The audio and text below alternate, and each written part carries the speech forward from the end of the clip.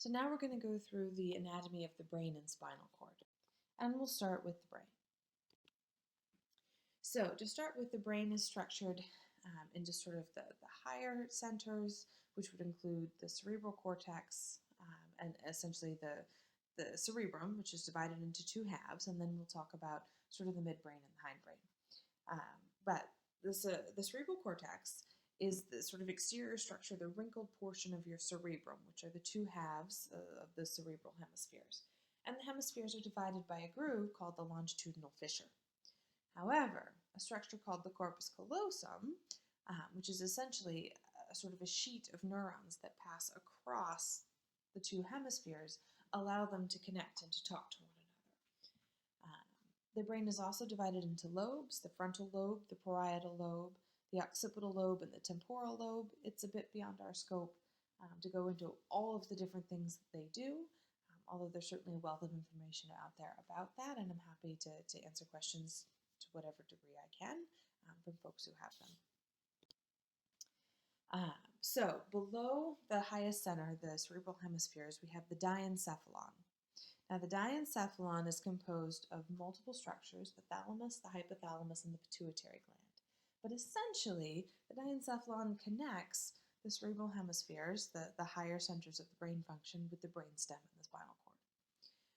Now the thalamus is responsible for processing sensory information. Essentially, all of the incoming sensory information runs up through the thalamus, and then the outgoing motor information, commands, essentially, run back out through the thalamus. So it's a major conduit.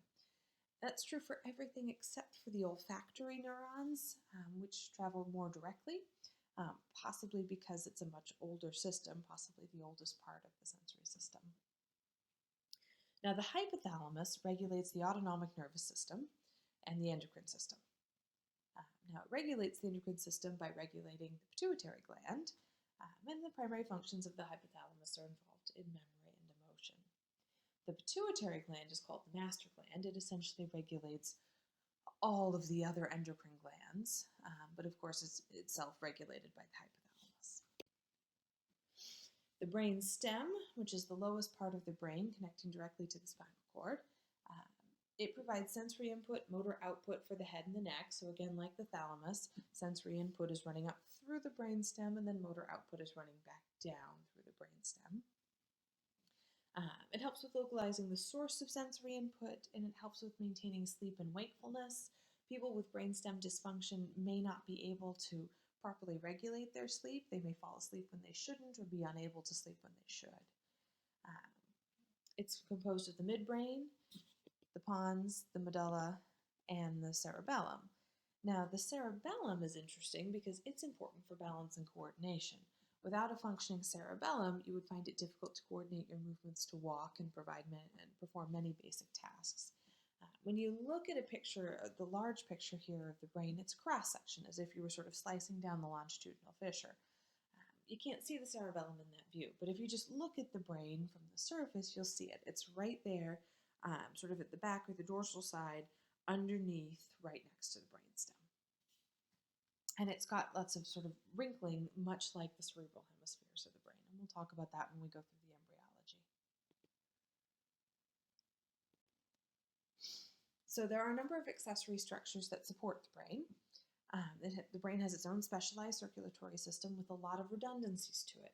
The idea being that if one source of blood is cut off, there's a secondary source. It's very important, of course, that the brain not run out of blood supply for many reasons, not the least of which is that the blood carries oxygen to the brain, and without oxygen, the brain doesn't function very well. Of course, the circulatory system of the brain also is involved in providing the blood-brain barrier, again, keeping things that get into the blood from getting into the brain if they shouldn't be there. And we'll talk more about the circulatory system in 2 weeks. 2 weeks when we go over the circulatory system for the body in general. There are also meninges. Meninges are membranes. They're sort of formed of connective tissue, and they cover the brain and the spinal cord. If you think about spina bifida, we talked about a membrane-covered spina bifida when the neurons are bulging, or the nerves are bulging out of the spina bifida but covered by a membrane. That membrane is meninges. The meninges are protective. They keep things from getting to the brain. And then finally, we have the ventricles. There are 4 of them. They're fluid-filled spaces, one in either cerebral hemisphere, one in the diencephalon, one in the brainstem. They're all connected to each other, and then the 4th ventricle, which is the lowest down, is connected with the spinal cord. They create cerebrospinal fluid and circulate it throughout the brain. The cerebrospinal fluid, among other things, is important for protection. It's a cushion. The anatomy of the peripheral nervous system. Now again, the peripheral nervous system is supposed to be things that aren't connected with the brain or spinal cord or aren't part of the brain or spinal cord, but there's a little wiggle room there. So in the peripheral nervous system are the cranial nerves. There are 12 of them. They're attached to the brain, and they provide sensory and motor functions for the head and the neck. The nerves themselves can be entirely sensory, entirely motor, or some combination of both. And a lot of the functions of the head and the neck are actually regulated by multiple cranial nerves, combinations of cranial nerves. Nerves are bundles of neurons, so multiple neurons all bundled together providing the same function. There are also spinal nerves in the peripheral nervous system. This is essentially the same thing as the cranial nerves, except they're connected to the spine. In this case, there are 31 of them. They tend to be named for the region of the spine from which they originate. So cervical, up near the head, thoracic, lumbar, sacral, down near the rear. And they innervate the periphery, okay? So they sort of run out to provide nerve function for everything that's not the brain, essentially.